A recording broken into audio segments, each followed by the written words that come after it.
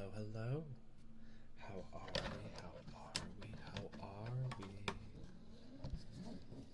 How's everyone doing? What's going on? We're in this room, so you guys know what that means. It's story time. I gotta scoot over.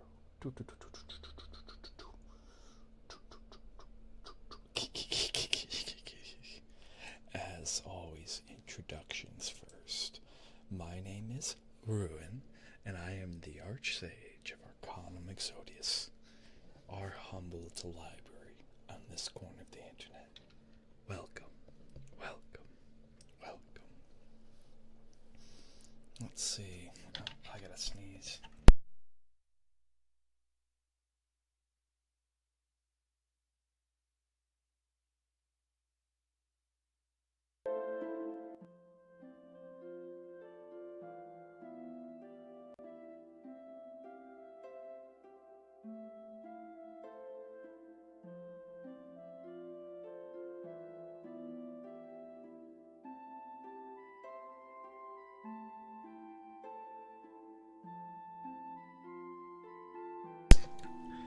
Okay, I'll be right back. I gotta blow my nose now.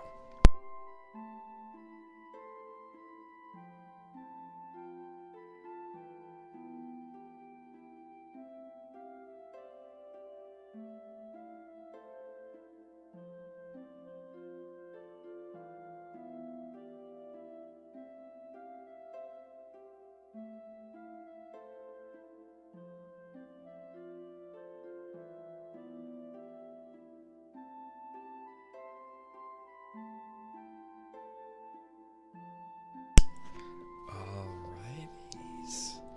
Alright. That was a weird sneeze. Okay, let's get the retweet out in a second. But it is, in fact, a Monday, which means it's Lord of the Rings ASMR.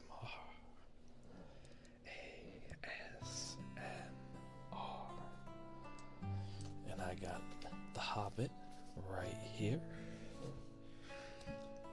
We're almost through chapter 1. Alright. Oh, I'm already feeling kind of eepy. This might be a shorter stream. Okay. Anyways. Although mostly because I was really comfy, if I'm being honest. I was actually really, really comfy.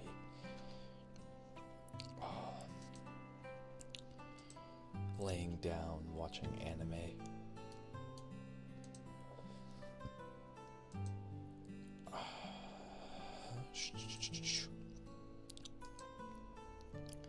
Laying down and watching anime. I was super duper comfy. Alright.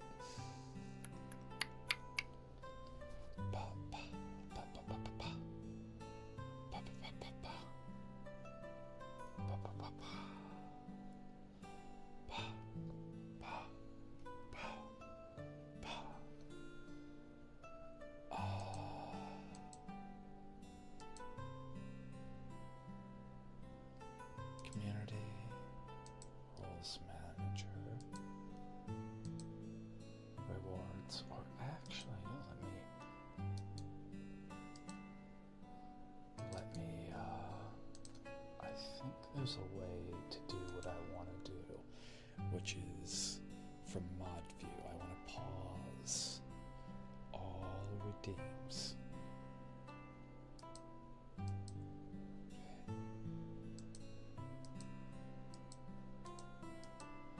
Interesting.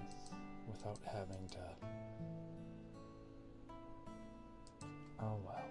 Oh well. There's a way to do it.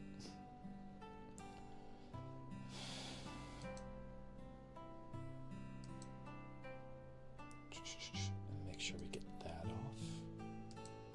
And...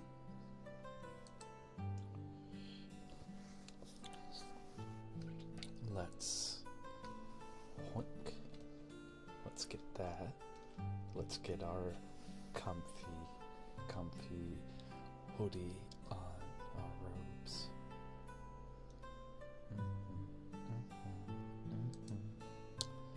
Oh yeah, Louie, relax, Roo. Roo, how you doing, friend? What's going on? Hello, hello, welcome in. It's good to see you. It's good to see you.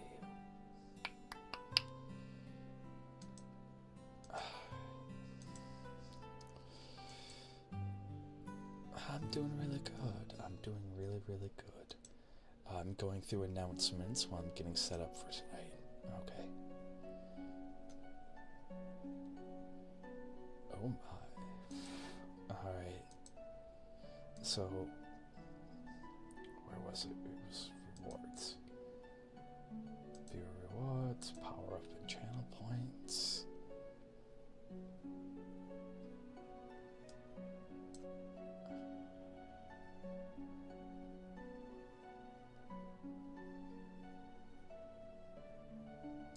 That's fine. I don't want to have to manually go through each. Yeah, that's fine.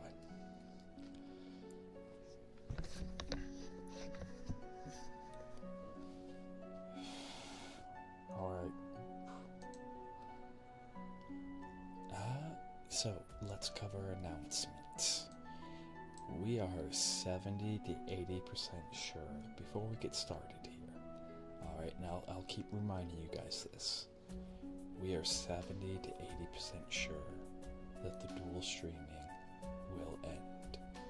Okay. I don't think we're going to pick up Streamlabs. It's not a PC thing. It's what I want to do. You cannot use Streamlabs for the things I want to do. For a lot of the cool stuff that I'd like to do. So, and I already have an asset that I can't use because it's only designed to be used for stream elements. So, yeah. So, that's kind of a heads up. I know that affects the YouTube side more. There is a strong argument though, because the YouTube side's actually been booming pretty well and doing well. So, like, if we do end up keeping it, it's because of that. It's because of that. But that's really about it. A reminder, this Saturday, we're going to have movie night again. Okay? It's going to be Ghostbusters, the newest one. And you get your option of either quiet watching, or loud talking. Either or. Because the way we do movie nights is that in the Discord, it's all set up to be quiet, and so that way you can just quietly watch it with me. However, if you're one of those, like myself, who also likes to chat during a movie and kind of comment on things, I'll be live streaming my reaction, and you can join me here. Be right back.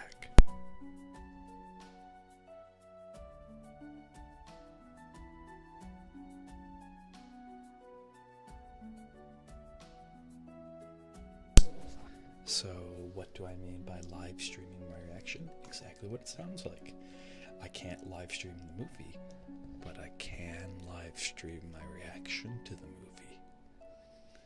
I can't show the movie itself, but if there's a black screen with my VTuber in front of it, alright, and then like a timer below that synchronizes to the movie in the Discord, well then, I mean, if you guys want to join the Discord or synchronize the movie yourself, So, with that said, so when we last were reading The Hobbit, my huskies actually interrupted our reading of The Hobbit. So if you weren't here for the last time, alright, what you missed out was an impromptu husky ASMR. Okay. That's what you missed out on last time. So, now we're gonna pick up. Alright. So when we last left, Mask, you're never late. You're never late, Mask. You're early for the next one. Picking up from where we last, like we just got through announcements too. Alright. And we haven't even done our picture. So you guys all are gonna have to say cheese here soon. Alright, before we start reading, it is tradition. Howdy, hello, hello, hello. Okay.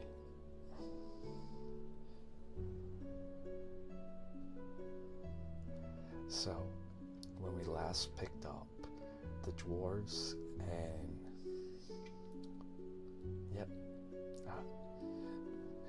the dwarves and everyone were okay. Fine, we can do the picture. Fine, I'll save the summary.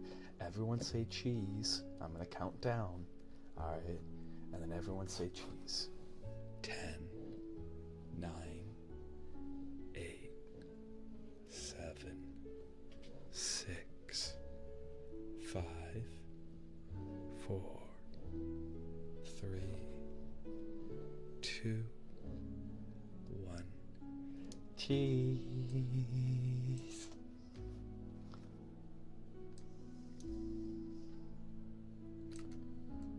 Hoink. There we go.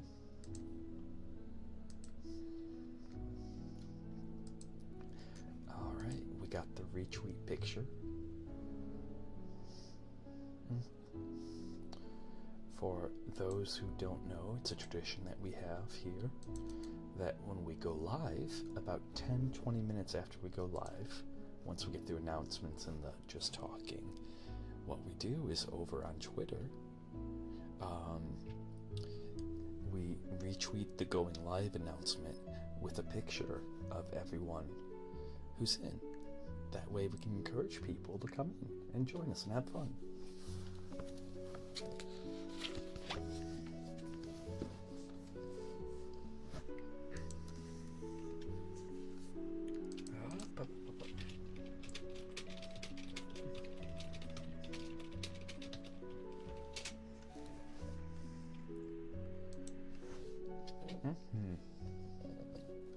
Alrighties. And also, if you're not following me on Twitter, would super appreciate it. You're not required to, of course, but it does help. It does help. Okay. So when we last left off, alright, the dwarves and company were talking about how they were going to infiltrate Smaug's lair. They were still in the Shire and they were planning it.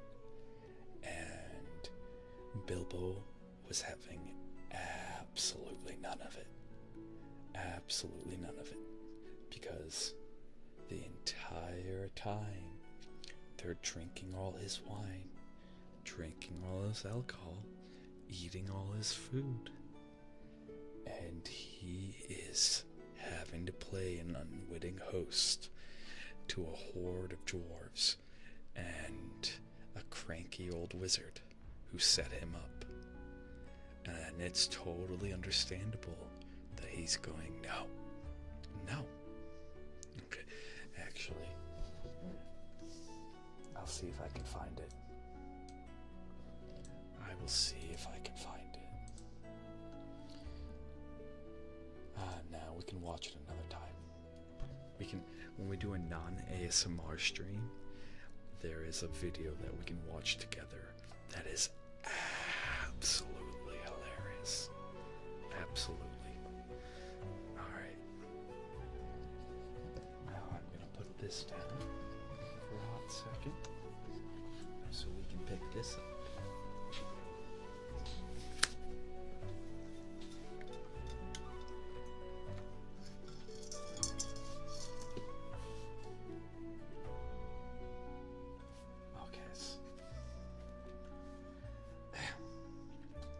First, I should like to know a bit more about things, said he, feeling all confused and a bit sharky inside, but so far still tookishly determined to go on with things. I mean about the gold and the dragon, and all that, and how it got there, and who it belongs to, and so on and further. Bless me, said Thorin. Haven't you got a map?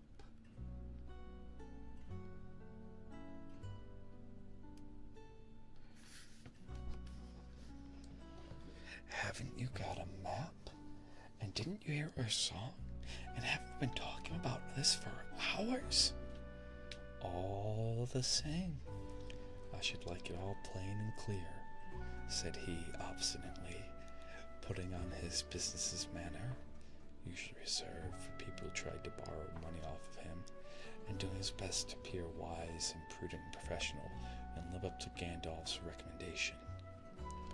Also, I should like to know about the risks, out-of-pocket expenses, time required, rumination, and so forth. By which he meant, what am I going to get out of it? And how am I going to come back alive? Oh, very well, said Thorin.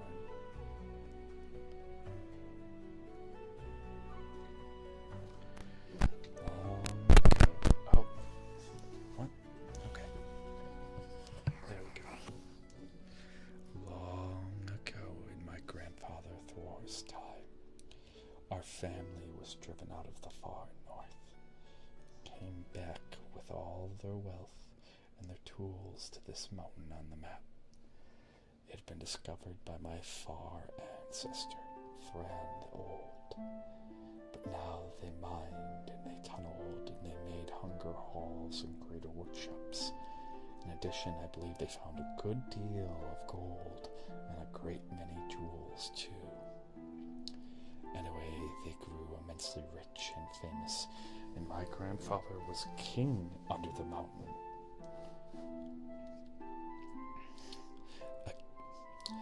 Again, and treated with reverence by mortal men, who lived to the south and were gradually spreading up the running river as far as the valley overshadowed by the mountain. They had the merry town of Dale there in those days. King used to send for smiths and reward even the least skillfully most richly. Fathers would beg us to take their sons as apprentices and pay us handsomely, especially in food supplies, which we never bothered to grow or find for ourselves. Altogether, those were good days for us. And the poorest of us had money to spend and to lend, and leisure to make beautiful things just for the fun of it. And to speak of the most marvelous and magical toys, the like of which is not to be found in the world nowadays. So my grandfather's halls became full of armor and jewels and carvings and cups, and the toy market of Dale was the wonder of the north. One sec. I'm going to take a sip, and I recommend you do the same.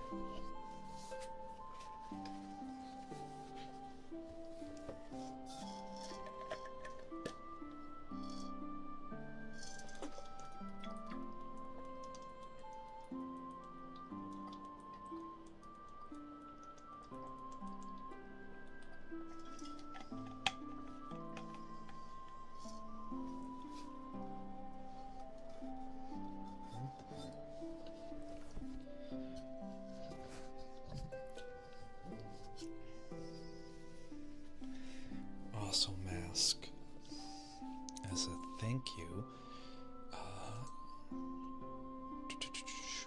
Here you go.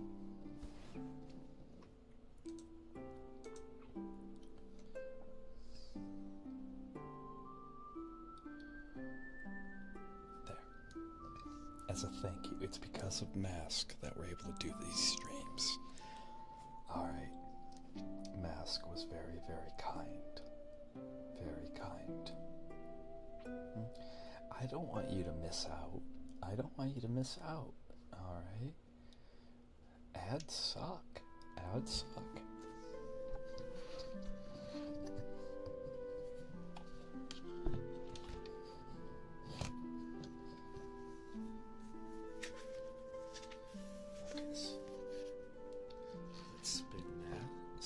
faces towards me.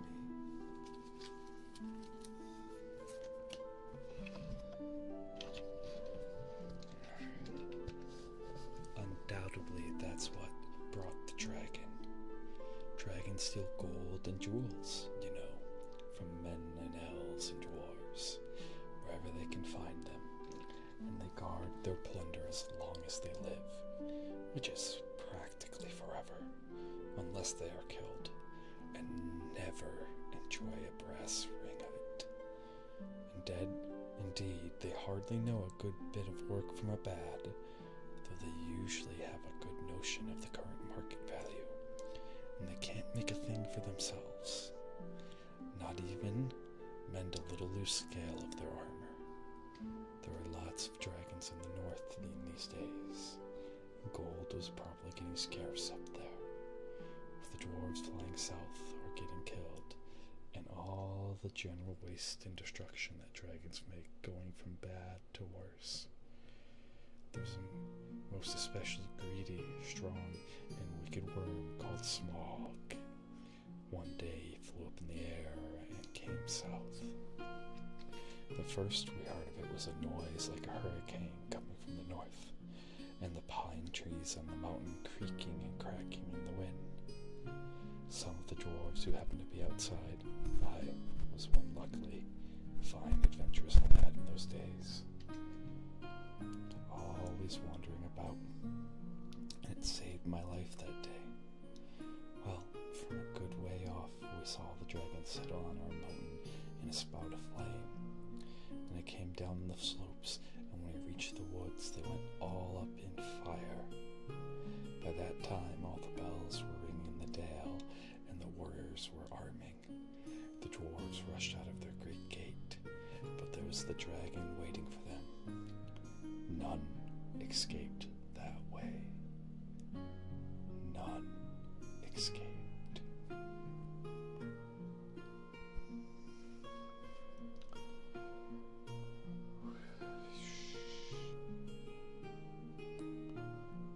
The river rushed up in steam, and a fog fell upon the dale. In the fog, the dragon came on them and destroyed most of the warriors. The usual unhappy story. It was only too common in those days that Then he went back and crept in through the front gate and routed out all the halls and lanes and tunnels, alleys, cellars, mansions, and passages. After that, there were no dwarves left inside, alive. And he took all their wealth for himself. Probably for that dragon's.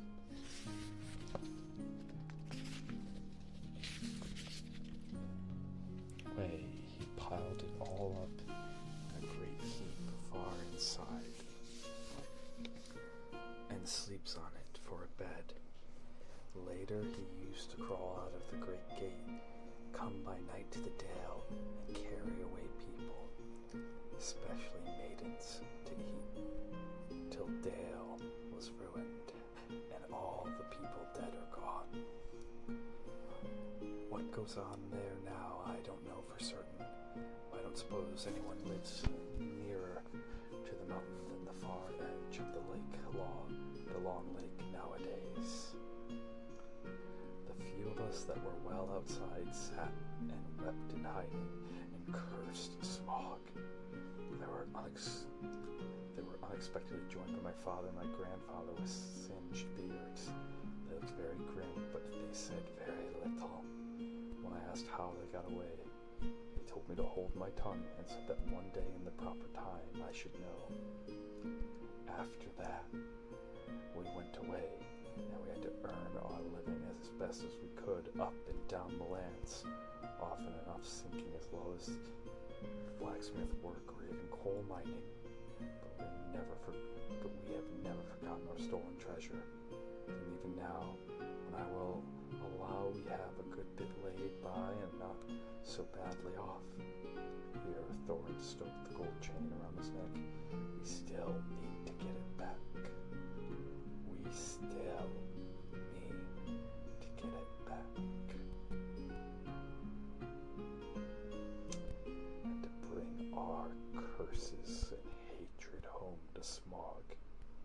if we can. I have often wondered about my father's and my grandfather's escape. I see now they must have had a private side door which only they knew about. But apparently they had made a map.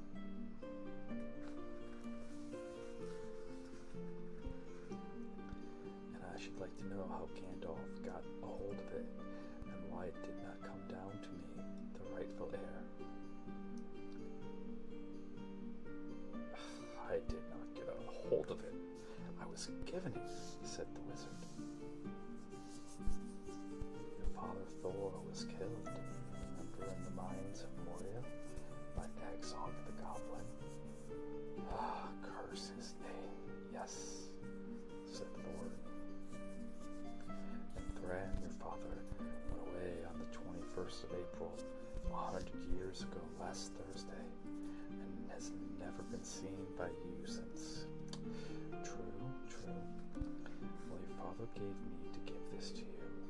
If I'd chosen my own time and way for handing it over, you can hardly blame me, considering the trouble I had to find you. Your father could not remember his own name when he gave me the paper, and he never told me yours. So on the whole, I thought I ought to be praised and thanked. I don't understand, said Thorin. And Bilbo felt he would have liked to say the same. The explanation didn't seem to explain. Your grandfather, said the wizard, slowly and grimly, gave the map to his son for safety before he went to the mines of Moria. Your father went away to try his luck with the map after your grandfather was killed. And lots of adventures of a most unpleasant sort he had. But he never got near the mountain. How he got there, I don't know. But I found him a prisoner in the dungeons of the Necromancer. What necromancer? Whatever were you doing there? Asked Thorin with a shudder. And all the dwarves shivered.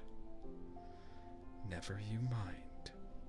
I was finding things out as usual, and a tasty, dangerous business it was. Even I, Gandalf, only just escaped. I tried to save your father, but was too late. He was witless and wandering, and forgotten almost everything except the map and the key. We have long ago paid the goblins of Moria, said Thorin. We must give a thought to the Necromancer. Don't be absurd.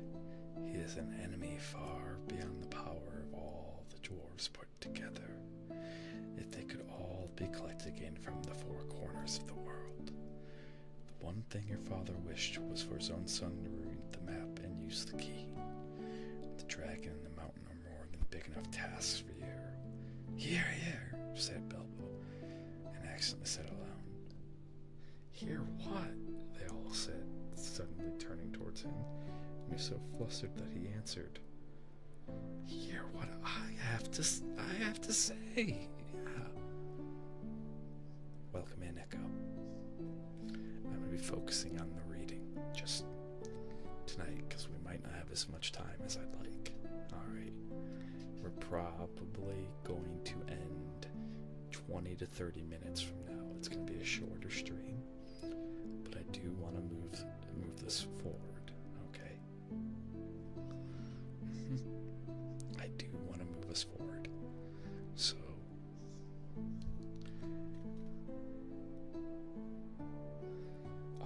speaking of, alright, I these streams to 7 o'clock. There's a couple of reasons for that.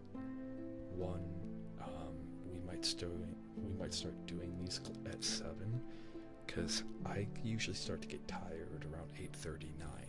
All right, because I gotta be up at 6 in the morning, because I have to be at work at 9. All right. 2, my friend Vi and a lot of other ASMR friends like to start their streams at 9 p.m. So that's a perfect way. Yeah. So that's a perfect way to kind of go and raid into someone who I know is going to take care of you guys. Alright. But 3, I don't see as many people starting at 7. Okay. And so I'm also trying to think in terms of like competing times. So that's also. I'm always honest with you guys.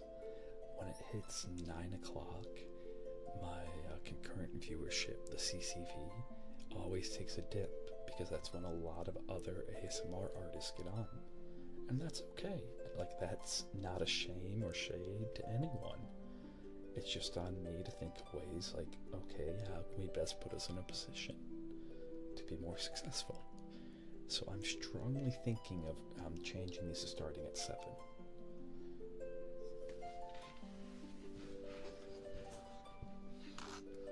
Anyways, hear what I have got to say. What's that? They asked. What should I say that you ought to go east and have a look around? After all, there is the side door, and dragons must sleep sometimes, I suppose. If you sit on the doorstep long enough, I dare say you will think of something. And well, don't you know, I think we have talked long enough for one night. If you see what I mean.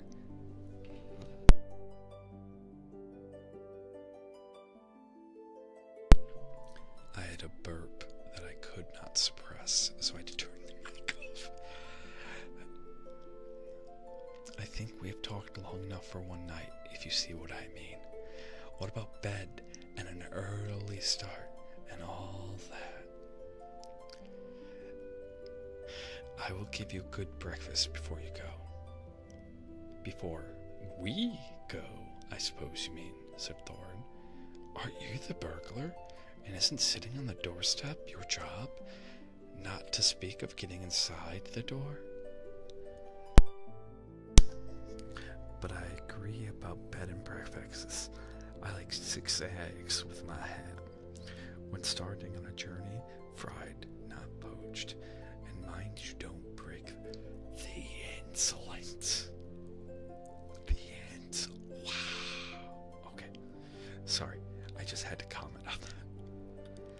After all, the others had ordained their breakfast without too much as a pleasure, which annoyed Bilbo very much, and they all got up. The Hobbit had to find room for them all, and filled all his spare rooms, and made beds on chairs and sofas, but he got them all stowed, and went into his own little bed very tired, and not altogether happy. One thing he did make his mind up about was not the bother to get up very early and cook everybody else's wretched breakfast. The tookishness was wearing off, and he was now quite so sure that he was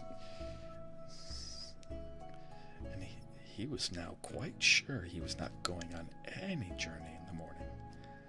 As he lay in bed, he could hear Thorn still humming to himself in the best bedroom next to him. Far over the mountain colds to the dungeons and caverns old, we must away ere break of day to long our forgotten gold. Bilbo went to sleep with that in his ears, and it gave him very uncomfortable dreams. It was long after the break of day when he woke up. Roast Mutton, Chapter 2. Chapter 2, Roast Mutton. Up jumped Bilbo, and putting on his dressing gown, went into the dining room. There he saw nobody, but all the signs of a large and hurried breakfast. There was a fearful mess in the room, and piles of unwashed crocks in the kitchen. Nearly every pot and pan he possessed seemed to be in use. The washing up was so dismally real that Bilbo was forced to believe the party of the night before had been part of his bad dreams.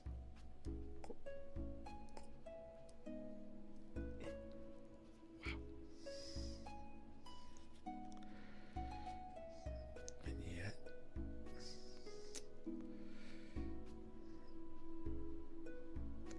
indeed, he was really relieved after all to think that they had all gone without him, without bothering to wake him up, but with never a thank you, he thought. And yet, in a way, he could not help feeling just a trifle disappointed. The feeling surprised him. "Don't be a fool, Bilbo Baggins," he said to himself, thinking of dragons and all the outlandish nonsense at your age. So he put on an apron.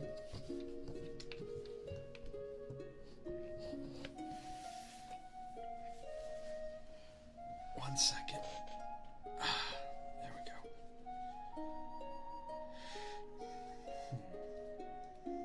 So he put on an apron, lit fires, boiled water, and washed up. Then he had a nice little breakfast in the kitchen before turning out the dining room. The sun was shining and the front door was open and letting in a warm breeze. Bilbo began to whistle loudly and to forget about the night before. In fact, he was just sitting down to a nice little second breakfast. Second breakfast. In the dining room by the open window, when in walked Gandalf. "My dear fellow," said he.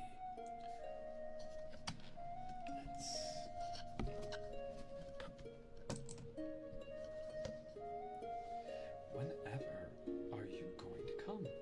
What about an early start? And here you are having breakfast, or whatever you call it, at 10:30. They left you the message because they could not wait. "What message?" said Mr. Baggins, all in a fluster. "Great elephants! You're not all yourself this morning. You have never dusted the mantelpiece. What's that got to do with it? I never had enough to do with washing up for 14. If you had dusted the mantelpiece, you found this just under the clock," said Gandalf, handing Bilbo a note, written, of course, on his own note paper.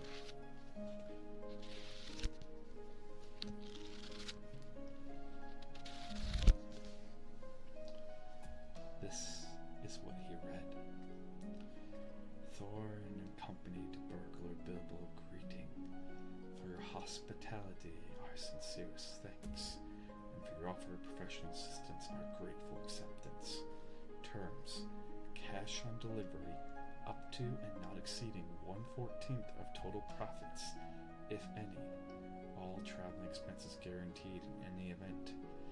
Funeral expenses to be defrayed by us or our representatives, if occasion arises, and the matter is not otherwise arranged for. Thinking it unnecessary to disturb your esteemed repose, we have proceeded in advance to make requisite prepositions, and shall wait your respected person at the Green Dragon Inn, Bywater, 11 a.m. sharp, trusting that you will be punctual."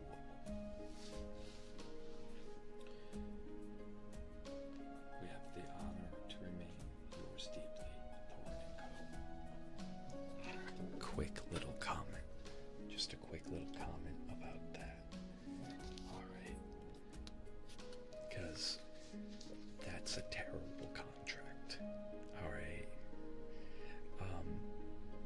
Strictly by the word of it, if one of them was to die, then they're still dividing it up by 14ths. You'd want to word it so that way, if one of them dies, it then goes to 13th, then 12s, then whatever.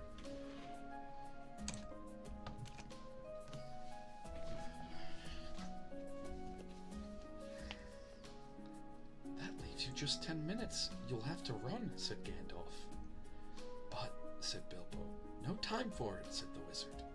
But, said Bilbo again. No time for that either. Off you go. To the end of his days, Bilbo could never remember how he found himself outside without a hat, a walking stick, or any money, or anything he usually took when he went out, leaving his second breakfast half finished and quite unwashed up, putting the keys into Gandalf's hands, and running as fast as his furry feet could carry him down the lane, past the great mill, across the water. And then on for a mile or more. Very puffed he was when he got to the bywater, just on the stroke of 11, and found he had come without a pocket handkerchief. Bravo, said Balin, who was standing in the inn door looking out for him. Just then all the others came around the corner of the road from the village. They were on ponies, and each pony was slung about with all kinds of packages, baggage, parcels, and paraphernalia. There was a very small pony, apparently for Bilbo. Up you two get, and off we go. So, I'm just gonna point something out. Okay. So, if you look at our artwork, at our feature artwork that we have up here, alright, where that's me as Bilbo Baggins, that's what that's actually supposed to be. That is the scene that we just read, is in fact that scene that we used for the cover. Alright, so with each book, there's been a special book cover commissioned with each book. So for The Hobbit, that's the book cover, and the scene that the artist and I used was the one where it's Bilbo running as fast as he possibly can to go catch up with them. So I just wanted to point that out. That's where we're at right now. And your fun little fact is that the way that we've kind of planned it out too is that each book, the scene for the artwork is deeper in the book. Okay? With each book, the scene for the artwork is in fact deeper in the book.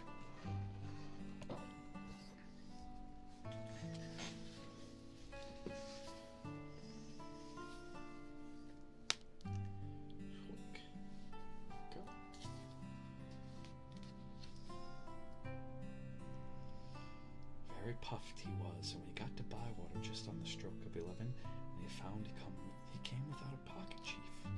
Bravo, said Balin, who was standing at the inn door looking out for him. Just then all the others came around the corner of the road from the village. They were on ponies, and each pony was slung about with all kinds of baggage, packages, parcels, and paraphernalia. There was a very small pony, apparently for Bilbo. Up you two get, and off we go, said Thorin. I am awfully sorry, said Bilbo, but I've come without my hat, and I left my pocket handkerchief behind, and I haven't got any money. I didn't get your note until after 10:45 to be precise.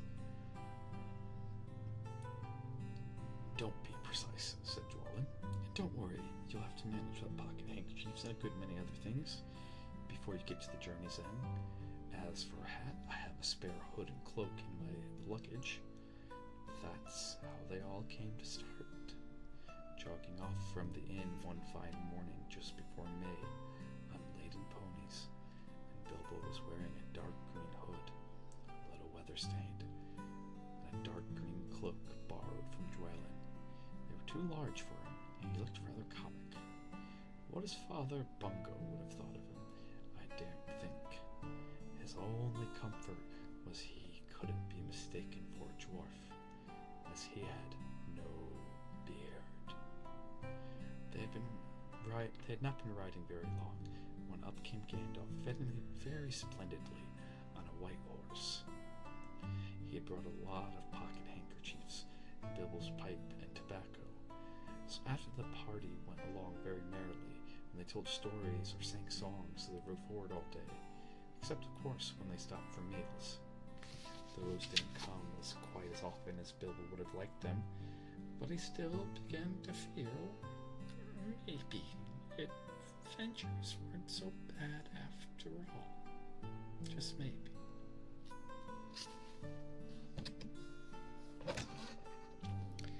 At first, they passed through Hobbit lands, a wide, respectable country inhabited by decent folk, with good roads and an inn or two, and now and then a dwarf or a farmer ambling by on business. Then they came to lands where people spoke strangely and sang songs Bilbo's had never heard before. Now they had gone far into the lone lands, where there were no people left, no inns, and the roads grew steadily worse.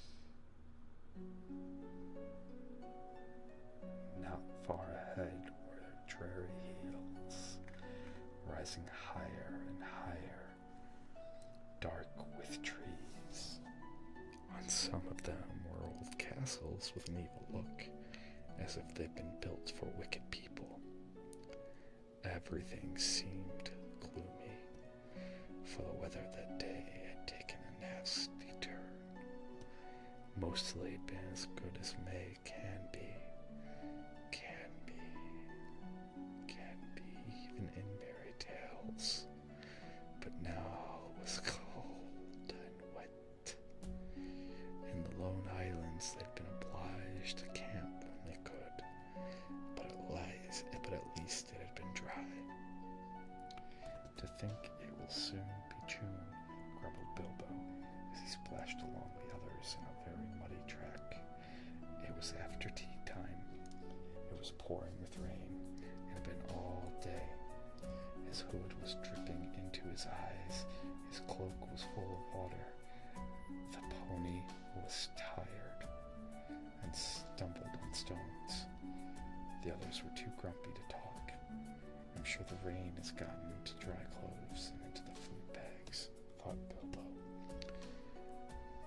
Bother burgling and everything to do with it. I wish I was at my home in my nice hole by the fire with the kettle just beginning to sing. It was not the last time that he wished that. Still, the dwarves jogged on, never turning around or taking any notice of the Hobbit. Somewhere behind the gray clouds, the sun must have gone down. It began to get dark as they went down to a deep valley with a river at the bottom. Wind got up, and willows along its banks bent inside. Fortunately, the road went over an ancient stone bridge, for the river, swollen with the rains, came rushing down from the hills and mountains in the north. It was nearly night when they had crossed over. The wind broke up the gray clouds. A wandering moon appeared above the hills between the flying rags. Then they stopped, and Thorin muttered something about supper and where shall we get a dry patch to sleep on. Not until they once noticed that Gandalf was missing. So far he had come all the way with him, never saying if he was in the adventure or merely keeping him company for a while. He had eaten most, talked most, and laughed most. But now he simply was not there at all. Let's see, I'm going to take a quick peek-see here, because this is actually a good point to stop. Oh yeah, definitely. Okay, so I do apologize for the short stream tonight. Alright.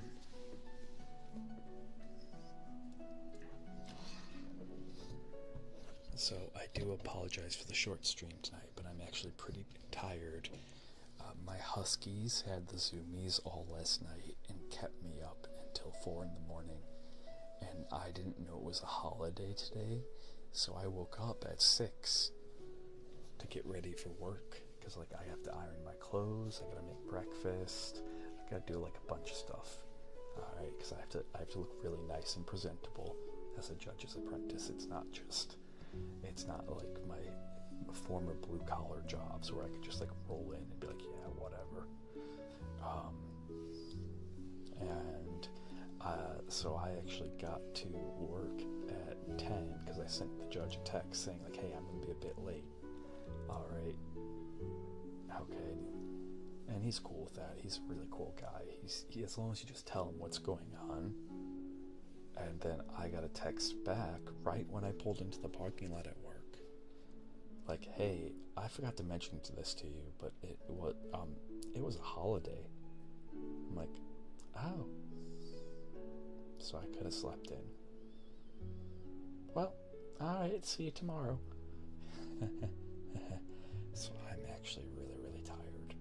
I normally go for an hour and a half to 2 hours, but I want to move this a bit forward. The reason why I'm stopping right now is what's coming up next is one of the best scenes, and that scene is the troll scene. Alright, so I don't want to spoil it too much. It's something I remember from my childhood. It's actually one of the best scenes. And the way that it's currently set up in the book, it's actually a really good pause point. We could read on for another 10 to 15 minutes, but if we stop here, when we pick back up, it'll be a lot easier for anyone who's coming in. Okay, instead of trying to pick up like midway through dialogue or something like that. So, alright, I always try to be mindful of that. With that said, we're going to take a look-see around, see who's there to raid. We will be back. If I get up in time, I like to do morning streams on Tuesdays and Thursdays, but those are like random unplanned streams. They're just, if we can, we can. If we can't, we can't, and that's okay. Let's see. But you are guaranteed to have me every Monday, Wednesday, and Friday. Alright. Right now, that's at 8 o'clock, but I'm thinking that time is actually going to change to being 7. Okay? I'm thinking that time will actually change to being 7. Because I am an old man. Wink, wink, wink. Looking for people to go raid. Looking for people to go raid. Looking for people to raid.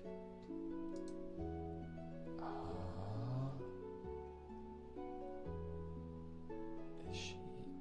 Okay, she's doing just chatting. Then we're gonna break the great VTuber rule.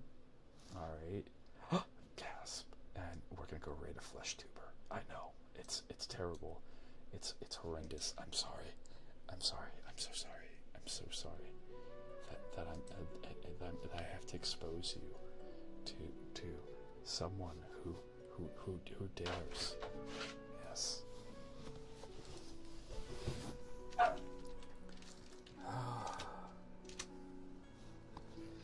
So, okay. I'll see you guys hopefully tomorrow. Alright, but definitely Wednesday.